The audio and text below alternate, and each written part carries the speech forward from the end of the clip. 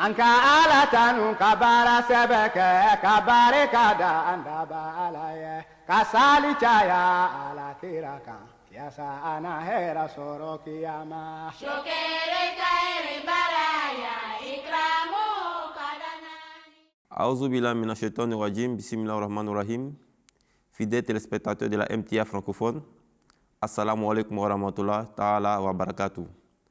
Ravi de vous rencontrer à nouveau pour un nouveau numéro du Ciel Nouveau. Aujourd'hui, nous parlerons de la prière de Tahajjud, la voie menant à Dieu. En effet, la prière est l'arme du croyant, dit le Messie promis. En effet, tout Ahmadis s'est engagé à travers l'un des articles des 10 commandements de la Bayat à accomplir les prières nocturnes dans l'optique d'atteindre la taqwa. Et oui, la taqwa qui demeure l'un des objectifs majeurs du croyant.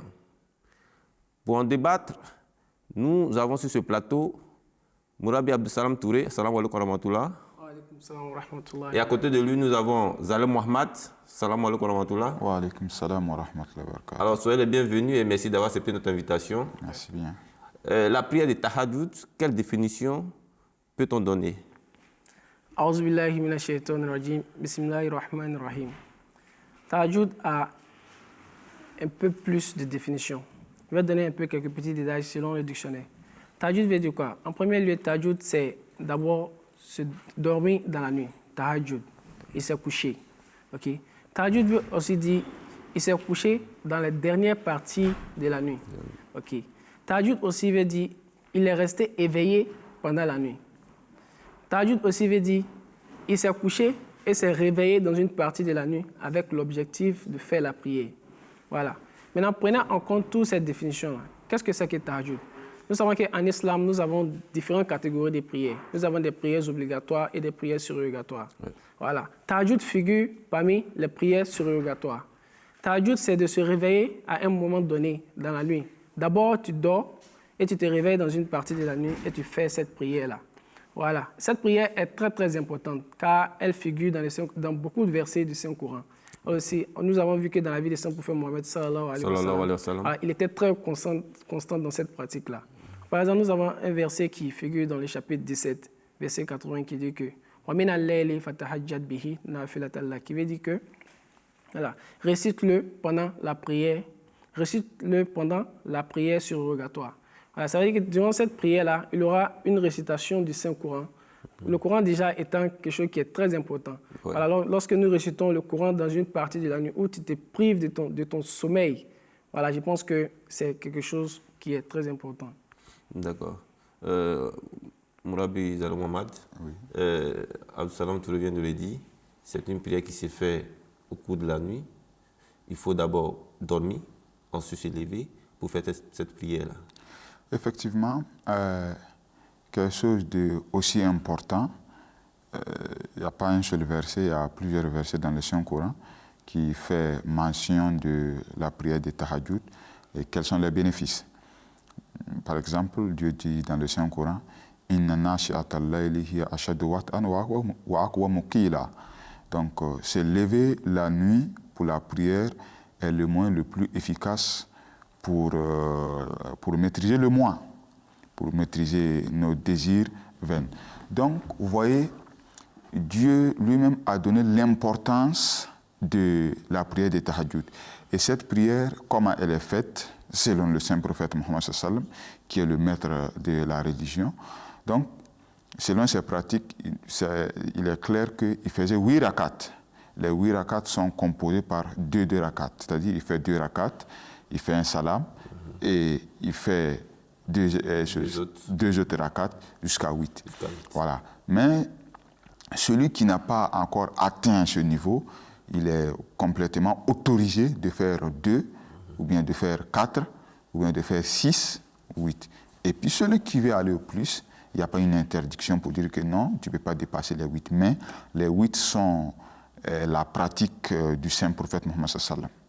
Ok, on va dire que le Coran fait déjà mention, c'est là où on dit son importance, oui. N'est-ce pas?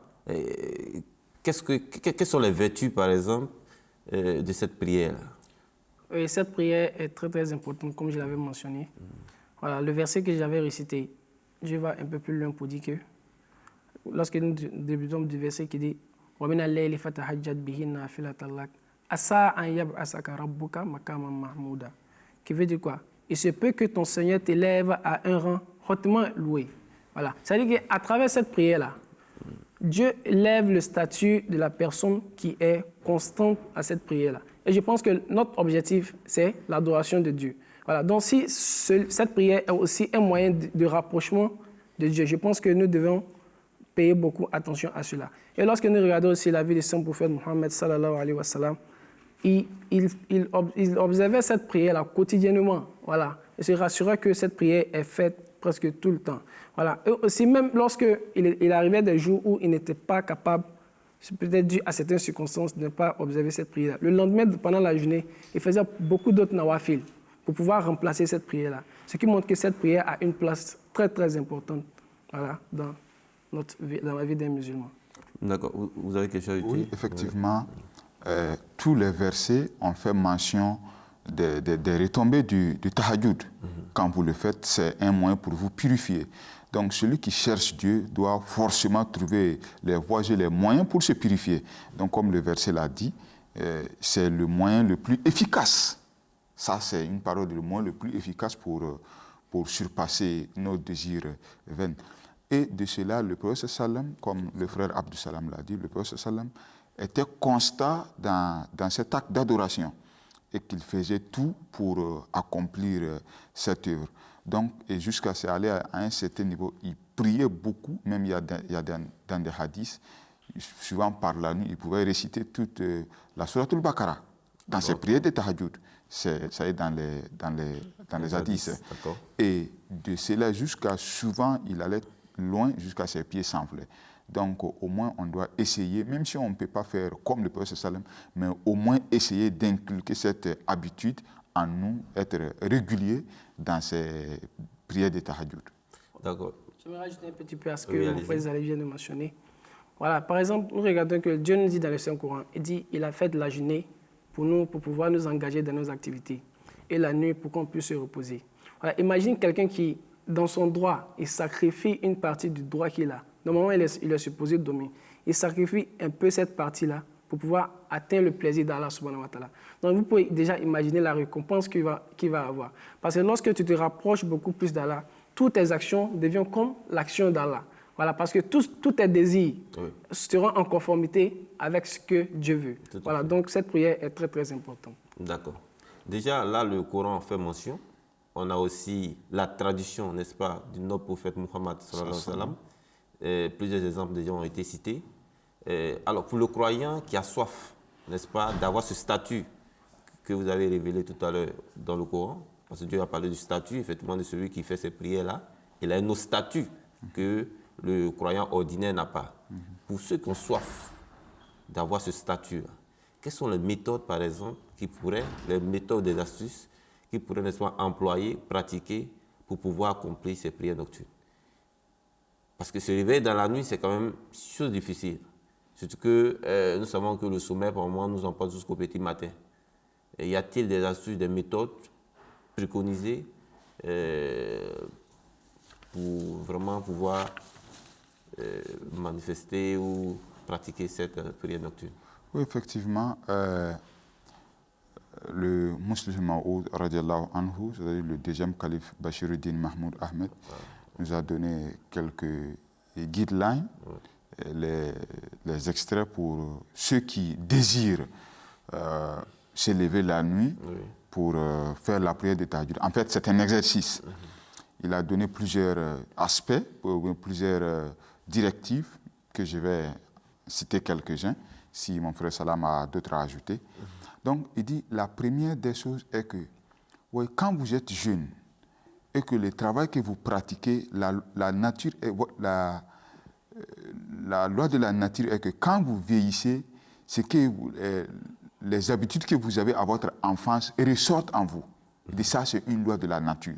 Par exemple, à votre enfant, si vous souffrez de certaines maladies, à la vieillesse, ces maladies vont ressortir, vont réjaillir.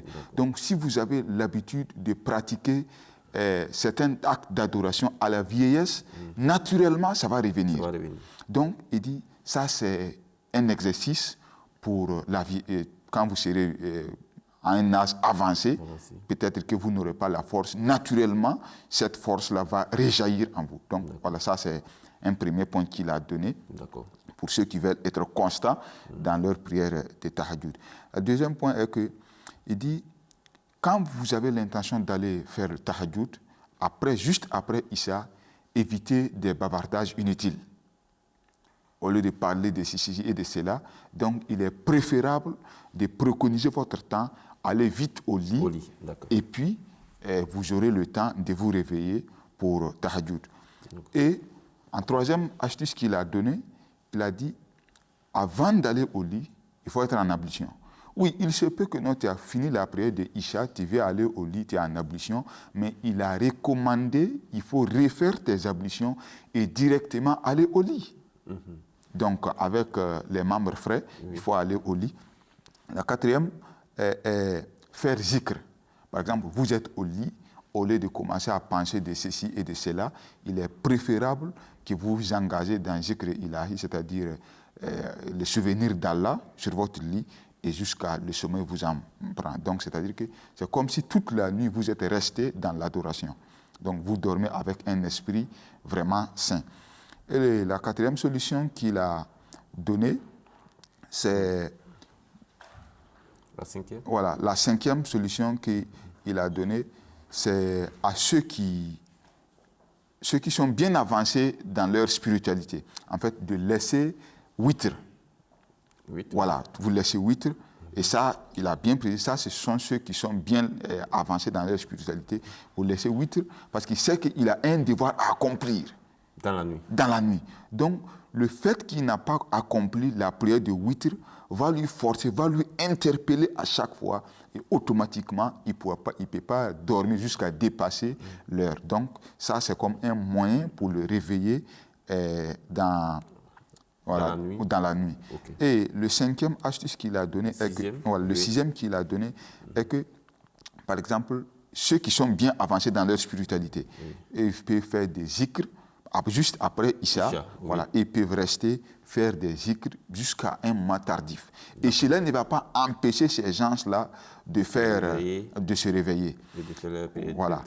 Et le septième astuce qu'il a donné est que vous dormez avec une ferme résolution pour dire que je vais me réveiller à 2h ou bien à 3h du matin. Et Dieu a mis un mécanisme dans l'organisme de l'homme qu'une fois que l'esprit est décidé, automatiquement... Formuler l'intention. Voilà, formuler l'intention, automatiquement, vous ne pouvez pas dormir et dépasser cette heure-là. Donc, Mourabi Abdou Salam Touré. Je vais ajouter un petit peu à ce que mon frère Zali vient de dire. Voilà, on va un peu plus loin aussi pour dire qu'il y en a beaucoup d'autres astuces. Par exemple, Muslim continue de dire que il y a un autre aspect aussi pour pouvoir se réveiller la nuit. Mais il a relié cela un peu aux soufis. Ça veut dire que ceux qui ont laissé tous les désirs mondains et se sont consacrés seulement qu'à l'adoration de Dieu.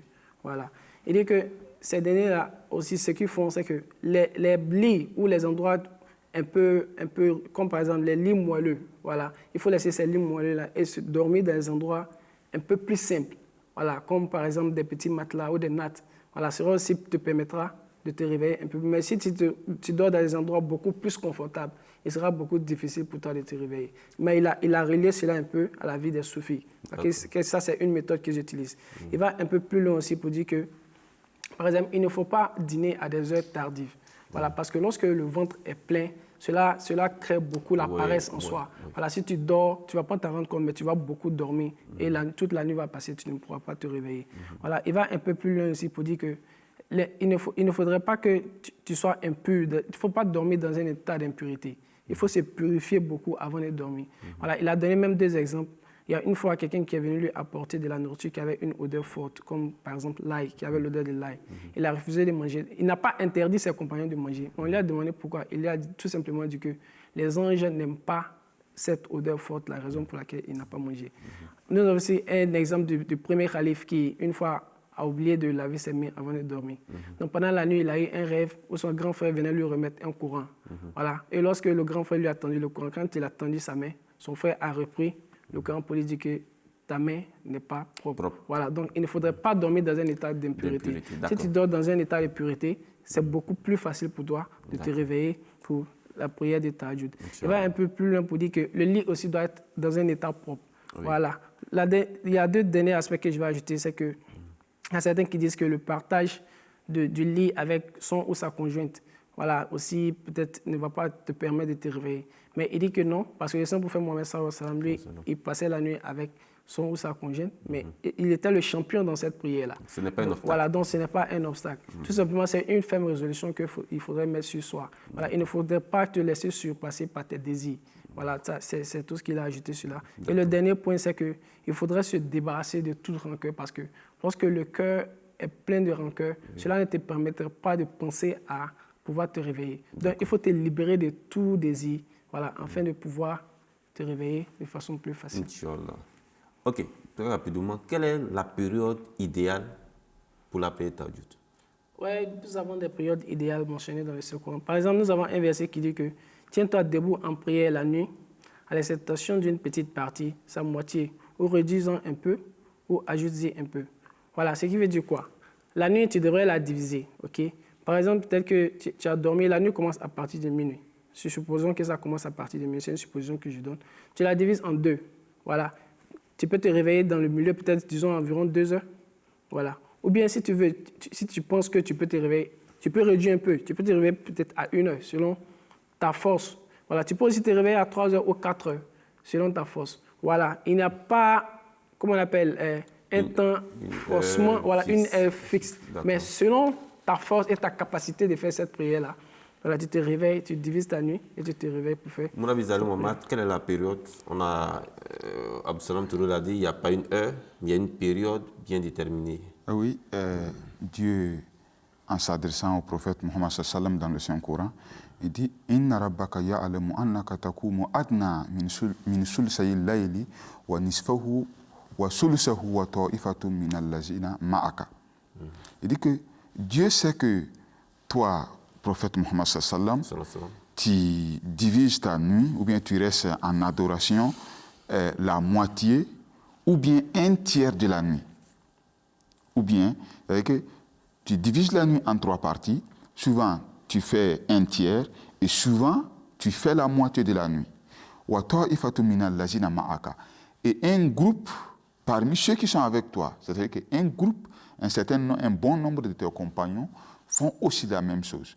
Donc, quand vous divisez la nuit en 3 parties, donc vous verrez que non, ce n'est pas à 20h ou bien à 21h ou bien à 22h. Donc, vous voyez que non, ça commence à partir de minuit en allant. Donc, il n'y a pas d'heure fixe pour dire que non, c'est à 3h du matin, c'est à 2h du matin, ou bien c'est à 5h du matin. Non, il n'y a pas d'heure fixe. Mais il y a une période limitée, là où on peut dire qu'à partir de minuit jusqu'à Fajr, ça c'est un temps bien approprié pour l'heure de tahajjud. D'accord. Okay, nous voyons également au sein de la communauté islamique ahmadiyya un engouement vraiment de plusieurs ahmadistes pour cette prière. Ouais. Qu'est-ce qui justifie vraiment cet engouement des ahmadistes? Oui, effectivement, voilà, nous essayons tous de suivre les pratiques du Saint-Prophète Mohammed sallallahu alayhi wa sallam. Okay, et comme nous savons tous qu'il payait beaucoup attention à cette prière-là, voilà la raison pour laquelle nous aussi, nous payons beaucoup attention à cette prière-là. Parce que c'est à travers cette prière-là qu'il a réussi à étendre le message de l'islam partout dans le monde. Voilà, parce que c'est à travers la prière que tu peux conquérir le cœur des gens. Voilà la raison pour laquelle il a payé beaucoup attention à cette prière. Voilà, nous aussi, Ahmadi, notre mission aujourd'hui, c'est la réforme. Voilà, et pour une réforme, il va falloir que tu aies quelque chose qui pourra t'aider. Et comme la prière de tahajjud est une option une option à travers laquelle les prières sont beaucoup acceptées. Donc nous aussi, nous utilisons cette méthode-là afin que nous puissions apporter beaucoup de réformes dans la société. D'accord. Mohamed Zali, l'engouement que les ahmadistes ont pour cette prière, qu'est-ce qui justifie cet engouement-là? D'abord, ça c'est une pratique du prophète Mohammed sallallahu alayhi wa sallam. et qui a dit que toute personne qui désire approcher de Dieu, ou bien c'est le moyen pour se purifier. Donc d'abord, ça c'est un aspect plus vraiment épatant pour nous de s'en donner à cette pratique. Et en plus de cela, quand nous prenons le serment d'allégeance pour entrer, les 10 commandements, les 10 commandements de la Bayat, oui. Il y a une portion là où on fait un engagement vis-à-vis de Dieu pour dire que non, j'essaierai de tout mon mieux pour être régulier, constant dans la prière de Tahajjud. Donc ça, c'est un engagement et vraiment quelqu'un qui n'honore pas ses engagements. Donc il y a des lacunes. Donc nous essayons de toutes les manières pour s'acquitter ou bien pour être à la hauteur de nos engagements. Voilà. Tout à fait. Alors, Mourabi Abdussalam Touré, c'est vrai, on voit déjà là l'importance, l'engouement que les Ahmadis ont vraiment pour cette prière. Mais peut-on dire quand même que cette prière est au-dessus des prières obligatoires? Les prières obligatoires, la prière Tahajjud est-elle au-dessus des prières obligatoires? Comme je l'avais mentionné au début, que nous avons différents types de prières. Nous avons des prières obligatoires et des prières surrogatoires. Les prières obligatoires, ça c'est un devoir. Voilà, c'est Dieu qui nous le demande. Voilà, si tu ne fais pas les prières obligatoires, c'est un peu comme si tu commettais un péché. Oui. Voilà. Mais pour la prière surrogatoire, voilà, ça c'est une option. Voilà, Dieu qui t'a donné, c'est très important. C'est une méthode, parce que l'objectif c'est de quoi? C'est de se rapprocher beaucoup de Dieu. Voilà, c'est une méthode à travers laquelle l'on peut beaucoup avoir la taqwa. Donc si tu le fais, c'est bon. Si tu ne le fais pas aussi, il n'y a pas de péché.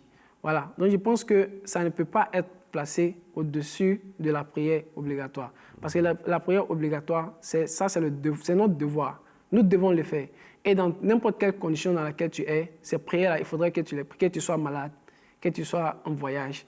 N'importe quelle condition dans laquelle tu es, où tu es encore conscient, tu devrais faire ces prières obligatoires. Mais pour la prière de Tahajjud, voilà, cela n'est pas mentionné, ce n'est pas une obligation. Donc la prière de Tahajjud ne peut en aucun cas être placée au-dessus de la prière obligatoire. Car sans la prière les prières obligatoires, la prière de Tahajjud sera vaine. D'accord. La prière de Tahajjud a comme objectif, n'est-ce pas, d'atteindre la taqwa. Et effectivement, c'est l'objectif de tout croyant. Alors, oui, est-ce qu'on peut dire aujourd'hui que cette prière-là peut, n'est-ce pas, nous permettre d'éviter les tentations de ce monde? Oui, effectivement. Voilà, parce que lorsque nous remarquons, par exemple, lorsque le Saint-Prophète Mohammed sallallahu alayhi wa sallam est apparu, voilà, la condition des Arabes était un peu comme les gens qui n'étaient pas civilisés. Voilà, il y avait un manque de civilisation à travers leur comportement et de la manière dont ils se comportaient dans la société. Voilà. Qu'est-ce que le Saint-Prophète a fait? C'est à travers sa prière qu'il a apporté un changement en ces derniers-là. Voilà, tous ceux qui sont devenus des compagnons, tous ceux qui ont suivi la trace du Saint-Prophète Mohammed sallallahu alayhi wa sallam. Voilà, c'est à travers les prières du Saint-Prophète Mohammed sallallahu alayhi wa sallam que ces derniers ont changé. Nous donnons par exemple l'exemple d'Hazrat Omar radiallahu anhu. Voilà, le Saint-Prophète Mohammed sallallahu alayhi wa sallam a prié afin que Allah puisse changer son cœur pour qu'il puisse adhérer à l'islam. Et effectivement, nous avons vu que Hazrat Omar radiallahu anhu a adhéré à l'islam. Voilà, donc je peux dire que la prière est vraiment un moyen, voilà, pour lutter contre les tentatives. Parce qu'aujourd'hui, nous sommes dans une situation où le monde ressemble un peu à cette époque des Arabes. Voilà, parce que l'ignorance est en train de prendre le dessus. Voilà, les gens s'éloignent beaucoup plus de Dieu. Donc je pense que cette méthode que le Saint-Prophète Mohammed sallallahu alayhi wa sallam a utilisée pour pouvoir apporter un changement dans la société. Voilà, je pense que nous aussi devons utiliser cette méthode-là afin de pouvoir éviter toutes ces tentatives-là qui sont actuellement dans notre monde actuel. D'accord. Moi, Zali, les tentations de ce monde, Abdussalam Touré vient de le dire, à travers la prière, on atteint la taqwa, on a l'exaucement, n'est-ce pas, de nos prières. Et à partir de la prière, le Saint-Prophète Mohammed sallallahu alayhi wa sallam a arrivé à transformer, n'est-ce pas, cette société arabe qui était dans, je vais dire, une incivilisation. Oui. Voilà. Alors... effectivement, j'aimerais rebondir un peu sur la prière de Tahajjud est-elle au-dessus des prières obligatoires? Non. Parce que quand vous voyez les prières obligatoires, il n'y a pas de flexibilité là-dedans. Quelle qu'en soit votre condition, la prière est demandée. les 5 prières quotidiennes. En fait, il n'y a pas de flexibilité dans ça. Pour dire que non, je suis malade, je peux le laisser, ou bien je suis en voyage, je peux le laisser. Non. Mais par contre, le tahajjud, ce n'est pas le cas. Il y a une flexibilité. Si tu peux, tu le fais. Si tu ne peux pas, il n'y a pas de souci. Mais par contre, les deux ne sont pas égales. Comme il a dit, une fois que les prières obligatoires ne sont pas accomplies, la prière de tahajjud n'a pas sa place. Il faut faire le devoir d'abord et après les autres. Si vous ne priez pas les prières quotidiennes, même si vous faites toute la nuit la prière de tahajjud, c'est égal à rien. Donc, maintenant pour revenir à la question que vous m'avez posée, oui, effectivement, il y a un hadith du prophète Mohammed sallam qui dit qu'il y a une partie, il y a une heure, il y a une période dans la nuit que quand un musulman, dans ce moment bien précis, demande quelque chose à Dieu, que ce soit spirituel ou bien mondaine, Dieu dit que cette doléance est acceptée. Cette doléance serait acceptée. Et c'est ainsi pour toutes les nuits. Il n'y a pas une seule nuit pour dire que non, que c'est cette nuit-là seulement, et puis le reste là, non. Cette période, elle est constante dans toutes les nuits. Donc, vous voyez, c'est un moyen, c'est un astuce pour résoudre nos problèmes quotidiens et pour la spiritualité. Donc, ce n'est pas seulement le volet spirituel. Donc, c'est aussi une manière de présenter tes faiblesses à Dieu. Personne ne peut dire que non, moi je n'ai pas de faiblesse, j'ai tout ce que je veux, tout ce que je dis, j'ai déjà eu. Donc, c'est une partie vraiment essentielle pour notre vie ici-bas et pour l'au-delà. Donc, c'est quelque chose à ne pas négliger dans toutes les circonstances. D'accord. Donc, à partir même de la prière, on peut transformer non seulement sa foi, mais également demander à Allah de transformer, n'est-ce pas, le cœur de notre prochain, de la société, n'est-ce pas, de nos proches qui nous entourent. Effectivement. Et on a vu que le Saint Mohammed sallallahu alayhi wa sallam, à travers, n'est-ce pas, la prière, arrivait à transformer cette société arabe qui était pratiquement comme des débris, des déchets, il les a transformés en pèlerins. Alors, Absalom Touré, votre mot de fin, à l'endroit des téléspectateurs. Oui, effectivement, nous incitons tout le monde. Voilà, comme en tant qu'Ahmadi, le Messie premier nous a donné dans la condition de Bayat que nous devons établir cette prière-là. Nous devons payer beaucoup attention à cette prière-là. Je pense que c'est l'arme à travers laquelle nous pourrons nous sauver de toutes ces tentatives qui apparaissent dans la société d'aujourd'hui. Alors donc nous incitons tout le monde à faire beaucoup d'efforts pour pouvoir être constant dans l'observation de cette prière. Votre mot de fin? J'aimerais dire aux chers téléspectateurs est que, vous voyez, tout début est difficile. Si vous avez la ferme résolution d'aller, vous pouvez commencer en 2 rakats et rester, soyez assidus à cette pratique-là de 2 rakats et ainsi de suite, vous allez avancer. Et faites une remarque, les périodes que vous avez fait, vous faites les tahajjud et les périodes que vous ne faites pas les tahajjud, vous constaterez que vraiment il y a un changement radical en vous. Donc, ça ne coûte rien. Je demande aux téléspectateurs, mettez-les en pratique et vous verrez les résultats. Alors, merci infiniment pour tous ces éclairages. Fidèles téléspectateurs, nous sommes au thème, n'est-ce pas, de ce chapitre sur la prière nocturne, la voie menant à Dieu. Alors, la prière de tahajjud est l'une des voies privilégiées pour atteindre la taqwa et l'exaucement de nos prières. Si Dieu est une richesse qui mérite d'être atteinte, même au prix de sa vie, alors le code secret de ce coffre qui regorge tous ces trésors spirituels demeure la prière de tahajjud. Sur ce, paix respectivement dans vos foyers. Assalamu alaikum wa rahmatullahi ta'ala wa barakatuh.